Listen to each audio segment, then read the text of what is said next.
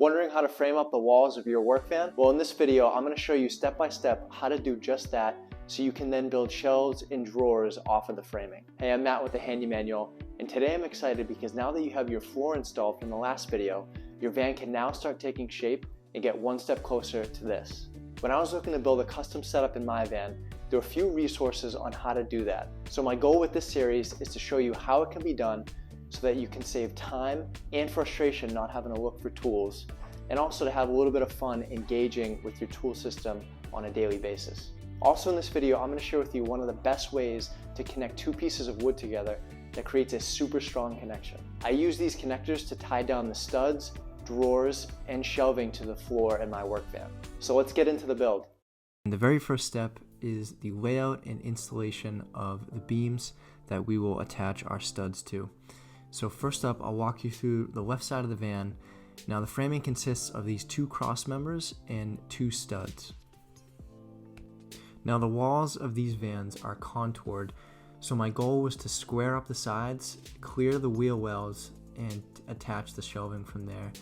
I also plan to utilize that dead space for long tools like my post hole diggers, sledgehammer, leaf blower, sawhorses, drywall T-square, and other miscellaneous longer tools. The length of the cargo area in this E250 is about 8 feet, so I was able to fit the full length of the 2x4, and I attached them using Trek self-tapping screws 2 3/4 inches long with a bugle head, and I countersunk them so they were flush with the wood. And another attachment method you could do would be to utilize the factory holes in the wall to install toggle bolts. Now you may need to ream out the holes a bit to fit the toggle bolt in, and the best way to do this would be to use a stepped bit. Toggle bolts would ensure a strong permanent connection. When you're attaching the beams to the wall, it's important to take into account the depth of the wall. So as you move down towards the wheel well, the walls get deeper. As you move up towards the ceiling, the walls are shallower. So you want to take into account the size of the screw you're using so that you don't accidentally pierce all the way through to the outside. Now this channel wouldn't be able to grow without your support. So if you're getting some value out of this video, I'd love it if you could hit the like button. And if you're interested in more content like this, consider subscribing. In terms of placement for the beams, use your best judgment. I space mine about 2 feet apart. Now the way these vans are designed, it's difficult to have the beams be perfectly flush against the wall from end to end, but aim to have at least 3 contact points to screw into. Step number 2, layout and installation of the studs and blocking. So for the studs, to take into account the contour of the van, I notched the stud for it to sit vertical.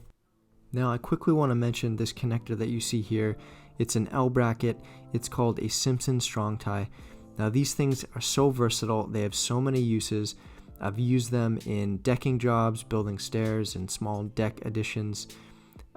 They're super strong and they make excellent wood-to-wood connections. You'll see more of these throughout the rest of this video where I use them to attach the shelves and drawers to the floor as well as these studs. They're structural and they come in all different shapes and sizes. So if you're interested, I'll leave a link in the description. You can get them at Home Depot.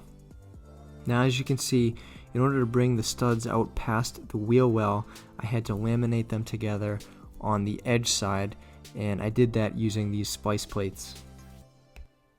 Again, working around the curvature of the van, you can see that I wasn't able to attach the lower beam to the studs, but I installed some blocking to be able to kind of bridge that connection between the stud and that lower beam.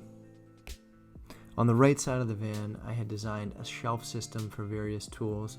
So for this, I needed a beam to go all the way to the ceiling and then just one above the wheel well.